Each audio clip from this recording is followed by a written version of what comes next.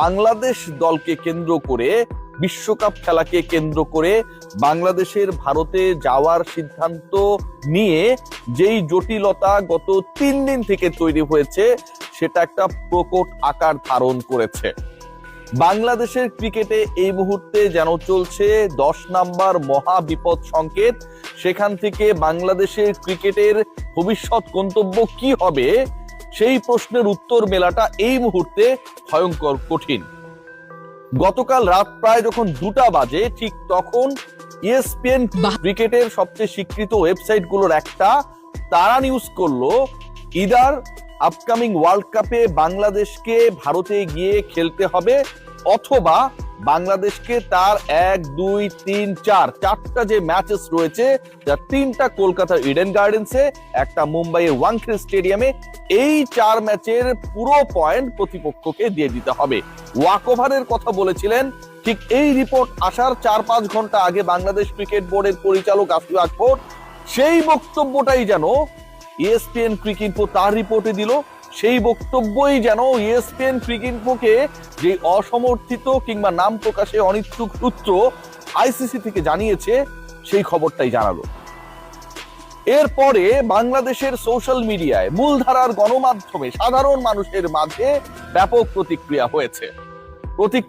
অনেকগুলো কারণে। ঠিক 2 দিন আগে আরেকটা ওয়েবসাইট, আপনারা জানেন যে এটাও ক্রিকেটের স্বীকৃত ওয়েবসাইট গুলোর একটা, কুইকবাজ, তারা রিপোর্ট করেছিল that ICC is considering the demand of Bangladesh Cricket Board BCB. ডিমান্ডটা কিসের?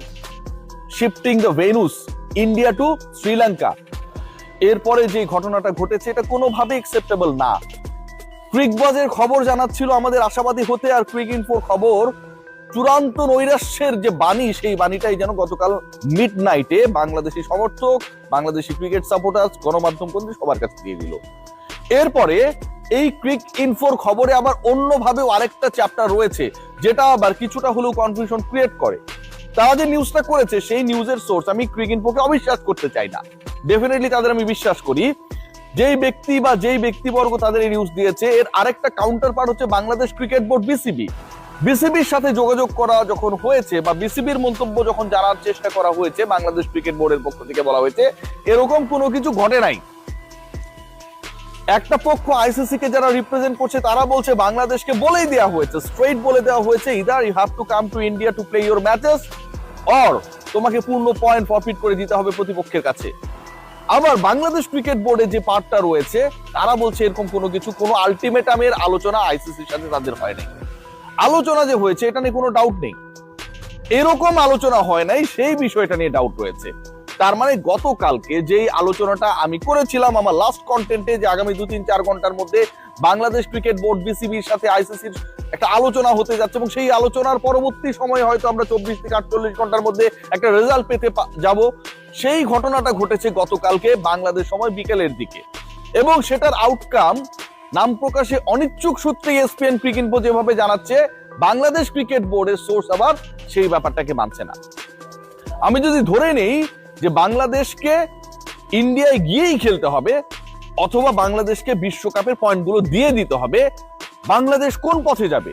বাংলাদেশ ক্রিকেট বোর্ড, বাংলাদেশের সমর্থক, বাংলাদেশের সাংবাদিক, বাংলাদেশ সরকার, সবার যে অবস্থানটা, গত 3 দিনের যে অবস্থানটা, বাংলাদেশের বিভিন্ন মন্ত্রণালয়ের উপদেষ্টার দায়িত্বে যারা রয়েছেন, তাদের অবস্থানটা খুব স্পষ্ট, খুব স্পেসিফিক, যে বাংলাদেশের ক্রিকেটারের সাথে, মুস্তাফিজুর রহমানের সাথে যে ঘটনা ঘটেছে, এটা ঘটেছে মূলত একজন বাংলাদেশির সাথে, এবং সেই বাংলাদেশি পুরো দেশকে রিপ্রেজেন্ট করতে যাচ্ছিলেন IPL এ।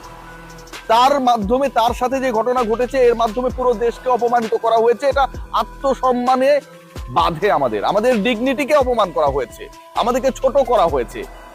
সেই জায়গা থেকে বাংলাদেশ দল মুস্তাফিজের এই ঘটনার প্রতিবাদে তারা খেলতেই যাবে না, হয় বয়কট করবে অথবা অন্য ভেন্যুতে খেলা হবে। গতকাল পর্যন্ত ক্রিকেট বোর্ডের এই অবস্থা ছিল। এখন ICC যখন বলেই দিচ্ছে যে অন্য ভেন্যুতে খেলা দিব না, তখন অফিসিয়ালি কি বাংলাদেশ ক্রিকেট বোর্ড, বাংলাদেশ সরকার আজকে সেই ঘোষণা দিয়ে দিবে যে আমরা তাহলে বিশ্বকাপ বয়কট করছি? Seriously, it's going to be a big question. Bangladesh বলেছে কি যে বাংলাদেশ অন্য ভেন্যুতে খেলবে, অথবা যদি অন্য ভেন্যুতে খেলা দেওয়া না হয় তাহলে তারা বয়কট করবে।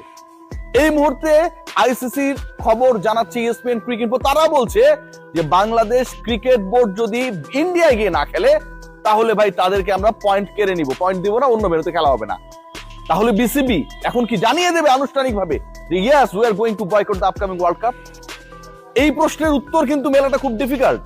We are waiting for that, যে বাংলাদেশ ক্রিকেট বোর্ডের এই মুহূর্তের স্ট্যান্সটা কি, কারণ we have informed about the stance of ICC international cricket council. জেনে অবাক হবেন যে আইসিসি ইন্টারন্যাশনাল ক্রিকেট কাউন্সিল বিসিবির সাথে গতকালকে যে ভার্চুয়াল বৈঠকটা করেছে তার আগে কয়েক দফা বিসিসিআই এর সাথে মিটিং করেছে, অথচ বিসিসিআই এর সাথে মিটিং করার চেয়ে বেশি গুরুত্বপূর্ণ ছিল বিসিবির সাথে আরো ফাস্টেস্ট টাইমের মধ্যে একাধিকবার আলোচনা করা, বাংলাদেশ ক্রিকেট বোর্ডকে মানানোর চেষ্টা করা। আইসিসি করেছে কি? ICC Indian cricket board BCCI যেটা চায় সেটা মেনে সেই রেজাল্টটা বিসিবি কে জানিয়ে দিয়েছে। অথচ প্রবলেমটা হচ্ছে বিসিসিআই ভারতের সরকারের, তাদের ক্রিকেট বোর্ডের। আইসিসি তাদেরকে আলটিমেটাম দেবে, তোমরা এটা সলভ করো, তোমরা বিসিবির সাথে বসো, বিসিবি কে তোমরা ম্যানেজ করার চেষ্টা করো, তোমাদের সয়েলে যেন ওয়ার্ল্ড কাপ খেলতে আসে। সেটা না করে তাদের সাথে কয়েক দফা বসেছে, তারা কি চায় সেই ডিসিশনটা অ্যাপ্লাই করেছে বিসিবির উপর, বাংলাদেশের 18 কোটি মানুষের উপর। This is what is ICC is. এরপরে যে ঘটনা ঘটতে যাচ্ছে সেটা আরো ভয়াবহ হতে পারে, যতটুকু শোনা যাচ্ছে যেহেতু এখন এটা হেড টু হেড হয়ে গেছে, গভর্নমেন্ট টু গভর্নমেন্ট হয়ে গেছে, বিসিবি টু বিসিসিআই হয়ে গেছে, এবং সবচেয়ে বড় ব্যাপার যেটা বিসিবি টু বিসিসিআই যখন হয়ে গেছে এটা পক্ষান্তরে বিসিবি টু আইসিসি হয়ে গেছে, কারণ বিসিসিআই যারা চালায় তারা আইসিসি নিয়ন্ত্রণ করে। বিসিসিআই টপ পোস্ট হোল্ডার জয় শাহ এই মুহূর্তে আইসিসি চেয়ারম্যান। সেই জয় শাহর বাবা অমিত শাহ ভারতের স্বরাষ্ট্রমন্ত্রী, এবং ভারতের সরকারের অনুমতি নিয়েই তাদের ইচ্ছাতেই মুস্তাফিজকে বাদ দেওয়া হয়। সকল ঘটনা ঘটেছে ভারতীয় সরকারের ইচ্ছায়, যেহেতু তাদের সরকারের ইচ্ছায় এই ঘটনাগুলো ঘটেছে, এবং সেই সরকারের মন্ত্রীর ছেলে আইসিসির চেয়ারম্যানের দায়িত্বে রয়েছে, তার মানে বাংলাদেশ ক্রিকেট বোর্ডের উপর একটা স্যাংশনও আসতে পারে। বাংলাদেশ যদি আপকামিং ওয়ার্ল্ড কাপে অংশগ্রহণ না করে, সকল সূত্র মিলিয়ে বাংলাদেশ ক্রিকেট বোর্ডকে, বাংলাদেশের ক্রিকেটকে আইসিসি নিষিদ্ধ করতে পারে, একঘরে করে দিতে পারে। অন্য দেশগুলো যারা বাংলাদেশের সাথে ক্রিকেট খেলে, কিছুদিন আগেই 2026-এর শিডিউল আমরা দেখছিলাম কার সাথে বাংলাদেশের খেলা, তাদেরকে তারা প্রেসার ক্রিয়েট করতে পারে not to play with Bangladesh. তাদেরকে তারা প্রেসার ক্রিয়েট করতে পারে, তোমরা বাংলাদেশে গিয়ে খেলো না, বাংলাদেশ নিরাপদ না, ভারত তাদের আপকামিং ট্যুরটাকে বাতিল করেছে, সো তোমরা যদি ইন্ডিয়ার সাথে খেলতে চাও বাংলাদেশের সাথে তোমাদের খেলা যাবে না। এরকম ঘটনাও যে ঘটতে পারে সেটার যথেষ্ট পরিমাণ কারণ রয়েছে। বাংলাদেশের ক্রিকেট আমার কাছে মনে হয় যে এই মুহূর্তে একটা বড় ধরনের ক্রাইসিস মোমেন্টের মধ্যে রয়েছে, এবং সেই ক্রাইসিসটা তৈরি করেছে প্রতিবেশী দেশ, প্রতিবেশী ক্রিকেট বোর্ড, প্রতিবেশী দেশের সরকার, এবং তাদের কথা শুনে ফাইনালি আইসিসি। একটা দেশ একজন ক্রিকেটারের নিরাপত্তা দিতে পারবে না, সেই দেশটা কিভাবে একটা দলের নিরাপত্তা দিবে, তার সমর্থকদের নিরাপত্তা দিবে, সেই প্রশ্ন যখন বাংলাদেশের পক্ষ থেকে, বিসিবির পক্ষ থেকে তোলা হয়, এটা খুবই যৌক্তিক প্রশ্ন। এবং সেই প্রশ্নের উত্তরে যখন আইসিসি বলে দেয় যে নিরাপত্তা দিতে পারুক আর না পারুক, তোর এখানে এসে খেলা লাগবে, না হলে তোর খেলার দরকার নাই, এর থেকে অবান্তর ঘটনা আর ঘটতে পারে না। আমরা জানি না শেষ পর্যন্ত কি হবে, তবে আজকে দিন শেষ হবার আগে আমরা ডেফিনেটলি বাংলাদেশ ক্রিকেট বোর্ডের অফিসিয়াল স্টেটমেন্ট পাবো। সেই স্টেটমেন্টের অপেক্ষায় আমরা সবাই রয়েছি।